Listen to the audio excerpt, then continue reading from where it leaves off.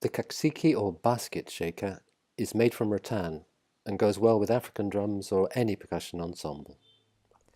This is the Drums for Schools basket shaker.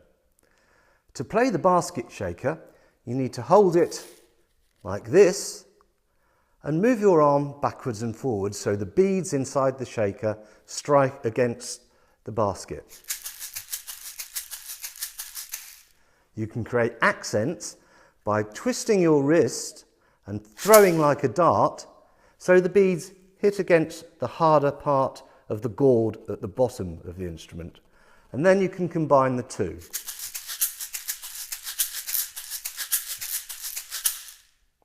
The Caxixi shaker goes well with African drums or any percussion ensemble.